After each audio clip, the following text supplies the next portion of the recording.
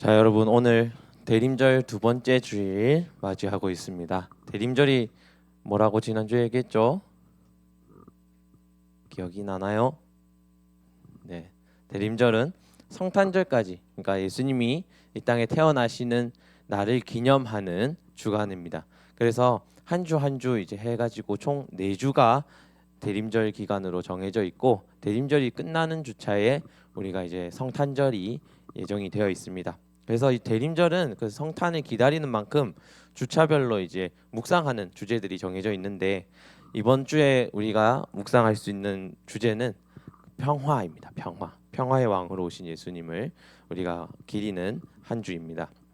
우리가 크리스마스라고 하면 다양한 그 이미지들이 떠오르는 것 같아요. 다양한 어떤 키워드들이 우리 안에 떠오르는 것 같은데, 뭐 트리, 뭐 본당에도 트리 장식을 했고, 사진도 찍고, 뭐 파티도 하고, 친구들하고 놀기도 하고, 뭐 데이트하는 사람들도 있을 거고, 뭐 그런 여러 가지 키워드들이 있을 거예요. 우리가 크리스마스 성탄이라고 하면 기대하는 어떤 키워드들이 있다는 말이죠. 눈도 내렸으면 좋겠고, 뭐 그런 것들. 서울엔 눈 내렸던데 그런 것들이 있으면 좋겠다라는 기대 같은 것들이 있단 말이에요.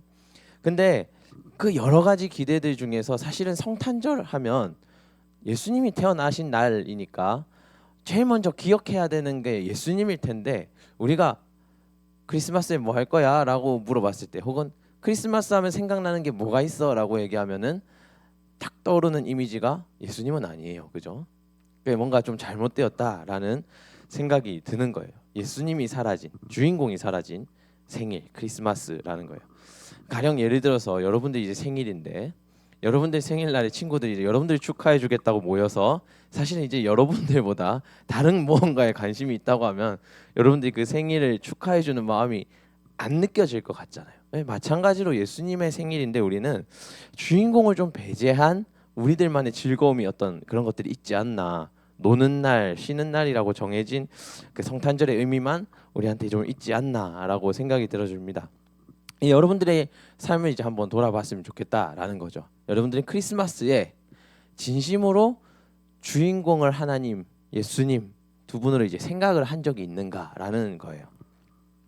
그러면 우리가 예수님을 진짜 주인공으로 생각한다라고 했을 때, 생일의 주인공이 좋아할 만한 무언가를 선물하는 것, 그죠?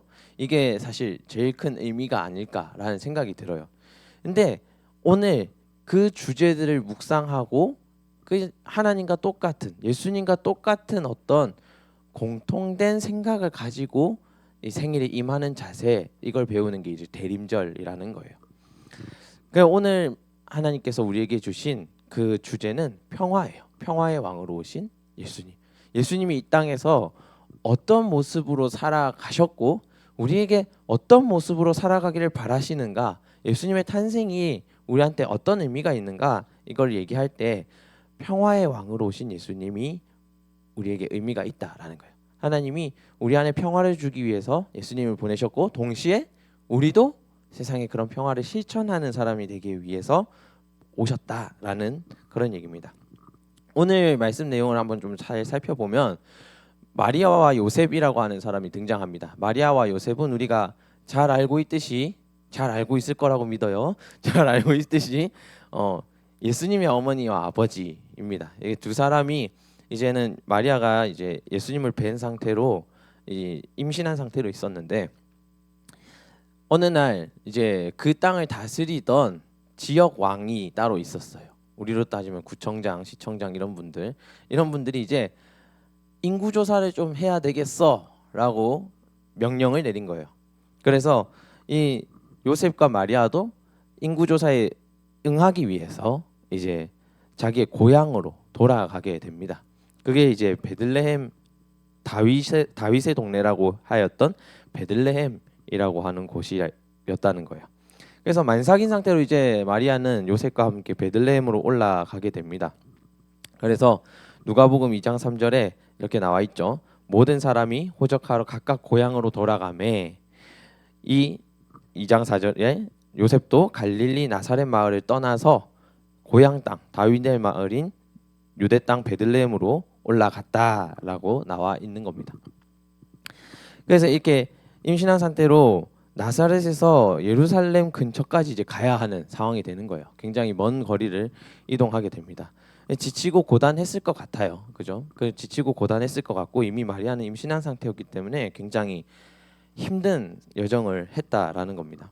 근데 오늘 2장 7절의 말씀을 보면은 아이를 낳아야 했는데 갈 곳이 묵을 곳이 없었다라는 내용이 나와요. 우리 이제 여관이라는 단어가 원래는 이제 우리가 아는 그런 여관이 아니고 이스라엘에는 집 구조가 좀 독특하게 되어 있습니다. 뭐냐면 집에 무조건 게스트룸이 하나가 있어요. 그 손님 묵는 방이 하나가 이제 딸려져 있어요. 1층에. 그래서 그 사람들이 이제 묵을 곳을 이제 마련해 주는 여행객들을 위한 그 방이 꼭 마련이 되어 있었는데 그때 그 게스트룸이 비어 있는 집이 없었다라는 거예요. 게스트룸이 비어 있지 않았다라는 거예요.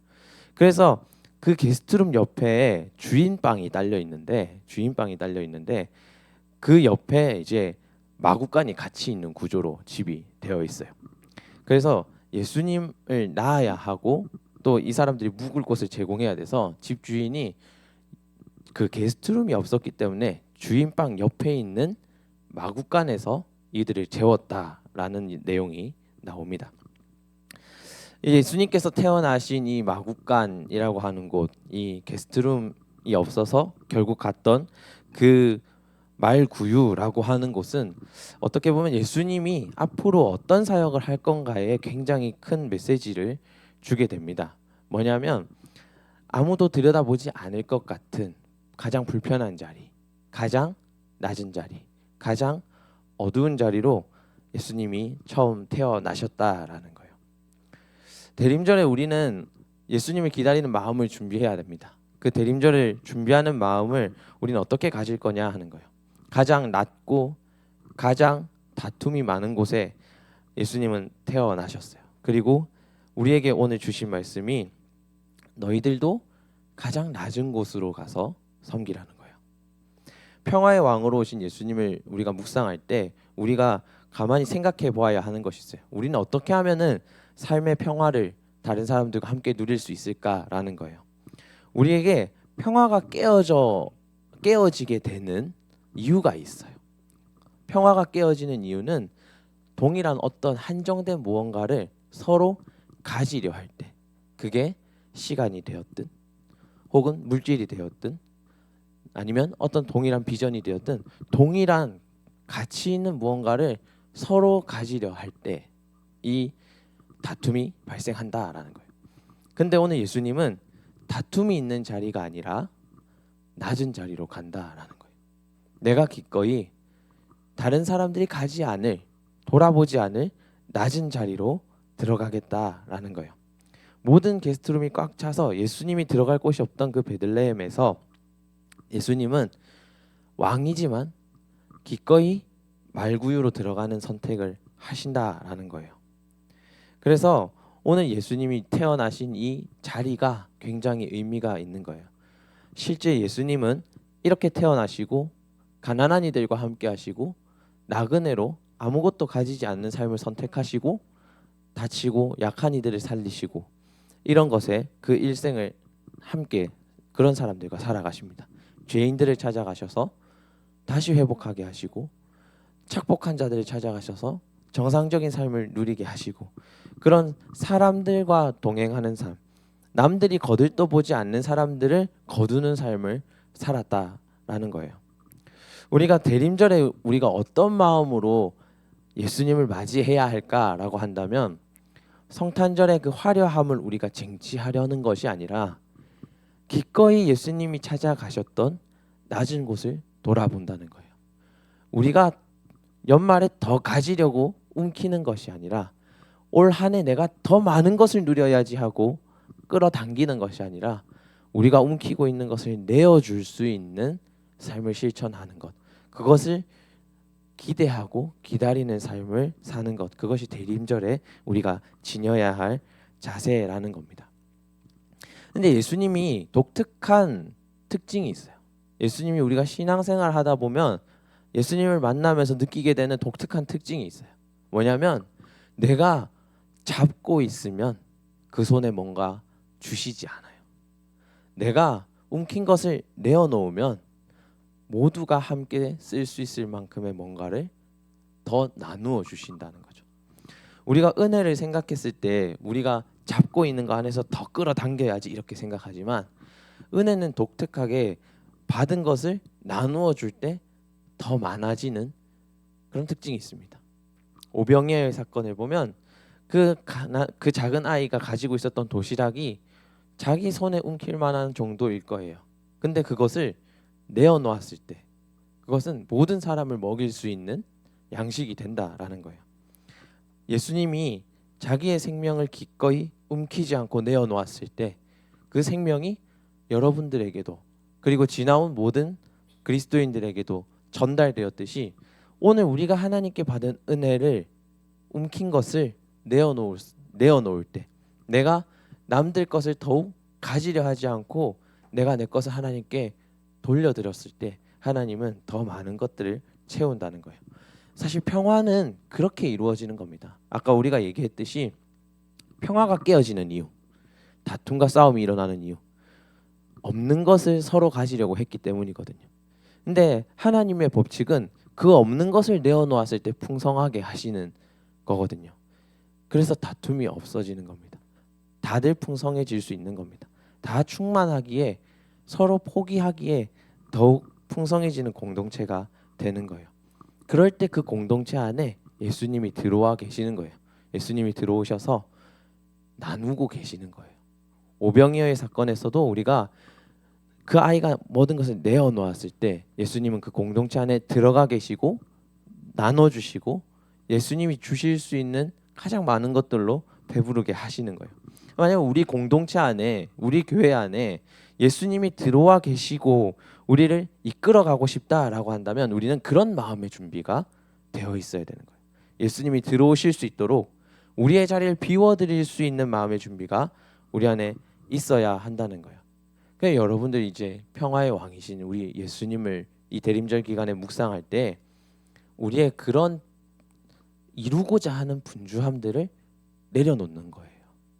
가지고자 하는 초조함을 내려놓는 거예요. 내 마음에 분주하고 초조한 가지려 하는 그 마음을 내려놓으면 예수님은 들어오시는 거예요. 그리고 여러분들이 함께하는 그 공동체에 떡을 떼고 계실 거라는 거예요. 대림절은 예수님을 어떻게 기억하는가가 중요합니다. 예수님이 어떤 분인가를 기억하는 게 중요합니다. 근데 오늘 예수님이 기억하라고 하신 예수님의 모습은 뭐냐면 그런 평화를 가져다 주시는 분인 거예요. 우리가 움킨 것을 내어놓았을 때 평화를 가져다 주시는 분이라는 거예요. 마리아가 이제 만삭이어서 어느 곳에 머물러 있어야 했어요. 아이가 태어나야 하는 상황이었기 때문에 공간이 마련되어야 하는 상황이었다는 거예요. 근데 집주인들이 아까 말했잖아요. 그 여관의 구조는 게스트룸 옆에 집 주인 방이 있고 마구간이 이렇게 딸려 있어요. 그 마구간하고 이렇게 분리가 돼 있는 게 아니라 딸려 있는 방이에요. 왜냐하면 그 마구간에서 오는 온기가 있기 때문에 주인 방이 거기 붙어 있는 거거든요. 제일 좋은 방이어서. 그래서 게스트룸이 없어서 집주인들이 이 마리아에게 자기의 방을 내어준 거예요. 자기들이 지내야 되고 자기들이 머물러 있어야 되는 방을 내어준 거예요. 예수님이 가장 낮은 곳으로 가셨고 집주인들도 자기가 줄 수 있는 자신의 것을 내어놓았을 때 평화의 왕인 예수님이 그곳에 도착하실 수 있었다라는 거예요. 여러분들 방에 누군가 가장 귀중한 사람이 온다라고 하면 기꺼이 내어놓을 거잖아요. 그죠?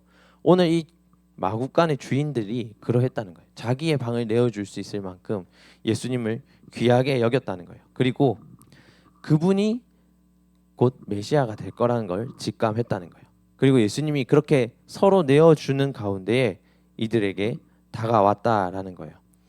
우리에게 다가오실 예수님이 어떤 의미를 주시는 분인지 우리가 안다면 기꺼이 우리도 우리의 마음을 내어놓을 수 있을 겁니다. 근데 우리는 크리스마스라고 하는 것에서 너무 가지려 하는 것, 내가 보기에 좋은 것, 그것들로 마음을 채우고 있는 것은 아닌지 이제 한번 생각해 보았으면 좋겠습니다. 이 대림절 기간에 예수님이 어떤 모습으로 오셨는지 꼭 기억하고 묵상하는 자리가 되었으면 좋겠습니다. 우리가 잘 아는 찬양 중에 그런 찬양이 있어요. 내 마음의 한 자리. 이거 김 목사님 겁나 잘 불렀던 그 찬양이. 그분이 잘 불렀던 찬양인데, 우리들을 위하여 이제 십자가에 못 박혀 모든 죄를 용서하사 의인 삼아 주신 주, 어떤 일이 있어도 나를 버리지 않고 죽기까지 사랑하신 나의 귀한 주님, 그 주님께 우리 한 자리를 드립니다라는 그런 찬양입니다.